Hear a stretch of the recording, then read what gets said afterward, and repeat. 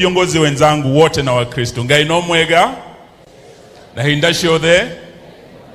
Mimi niko hapa kama rafiki wa Bishop Ben na nimefurahi sana kuwa hapa siku ya leo. Nimekuja na rafiki yake mwingine anaitwa Stephen Kalonzo Musyoka. Vile mnaona huyu bishop sio tu bishop wa area hii, ana marafiki Kenya yote. Ako na marafiki kwa serikali, mnaona wakuu wa serikali wako hapa. Ako na marafiki kwa upinzani, mmeona sisi viongozi wa Azimio na tumeleta salamu za wenzetu, tuko hapa kusimama naye. Na sio tu kiongozi wa kitaifa, yeye pia ni kiongozi wa kimataifa. Nimeeleza tunapoongea hapa dunia nzima iko ina follow what is happening right here. Na ndio sababu tuko hapa kusema hongera. We wish you well. Na ukienda mbele, be assured of our support, both on the government side and on the opposition side. Tutafanya kazi pamoja. And one thing that I've really liked, nimesikia ukiingia kwa mlima siku hizi, lazima utangaze, waambie watu gishagi yako iko wapi. Mimi gishagi yangu iko upande ya Bungoma, pahala panaitwa Kamukuywa, eneo bunge la Kimilili, huko Bungoma. Si nimetangaza gishagi yangu? Na nina furaha kuwa hapa sababu ya urafiki wetu na Bishop.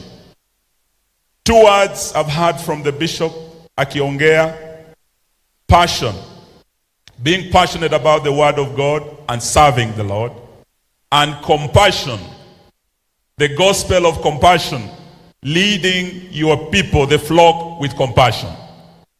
We would like political leaders who are here today to also emulate from the Bishop and the leadership of this church, so that we are compassionate even as we lead other Kenyans.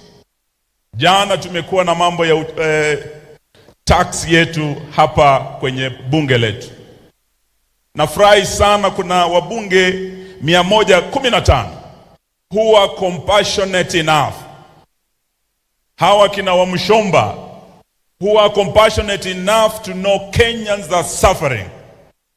Ushuru tangu mwaka jana umefinya watu, mama mboga, boda boda, watu wa biashara, watu wote wamefinywa wakafinyika na ushuru.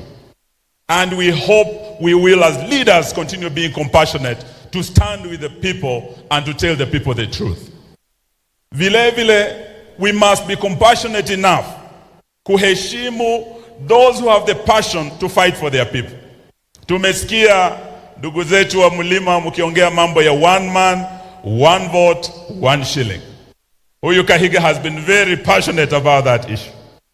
Deputy President has also been very passionate about that issue. Juzi nimesikia akiongea kule Samburu. Your Excellency, nilisikia ukisema kwa nini Wamalo anaongea hii maneno? Hamumuingili. Raila Odinga ameongea kwa mambo ya one man, one shilling, one vote. Hakuna mtu amemuingilia. Kalonzo Musyoka hapa ameongea juu ya one man, one vote, one shilling. Hakuna mtu amemuingilia. Hata mama wetu Karua. Lakini ikija kwa bwana Gachagua Rigiji, wanaanza kusema ni mkabila. Ukweli wa mambo ni kwamba the issue of the one man, one shilling, one vote is not a Mount Kenya issue. It is a Kenyan issue.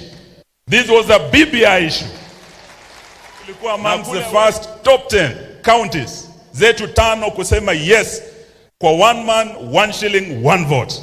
Sisi ndio tulikuwa wa kwanza kupitisha BBI kule Western. Na ndio sababu mimi nimetangaza wazi ya kwamba issue ya one man, one vote is a national conversation. Na tusiwe na wale wanaopinga who want to trivialize this issue and who want to even try to isolate the Mount Kenya community or to isolate some individuals. Hiyo hatutakubali. Na hata kuna wenzenu kutoka pande hii wameanza kuwauzia uoga. Watu wanaanza kusema, mkifuata hii maneno mlima huenda ukawa isolated. Ati ile siasa ya 41 versus 1 huenda ikarudi. Musikubali muuziwe uoga watu wa mlima Kenya. Sisi tuko na nyinyi. This is a national debate. Na hata wale wanasema eti Gachagua anataka kuharibu serikali akileta hii maneno ati anaweza angusha hii serikali. Kwani serikali ikianguka hamwezi unda serikali nyingine? Mnaweza hamwezi? Nimesikia Wanguku akiongea hapa. Wanguku, wewe umesema maneno hapa. Ajao Kalonzo ametoka Eastern, Wamalo wako hapa. Watu wa mlima are not short of options, my friend. Muliangalia Western na Wamalo wa kijana na Kibaki. Tuliunda serikali hatukuunda. Muliangalia Eastern na Kalonzo Musyoka akiwa vice president wa Kibaki. Tuliunda serikali hatukuunda. Mtu asiuzie uoga. You have friends in Kenya from the east to the west. Now Wakikuyu huwa mnasema pale mulikuwa na marafiki, hata mambo yakiharibika Ruiru shoke mukaro.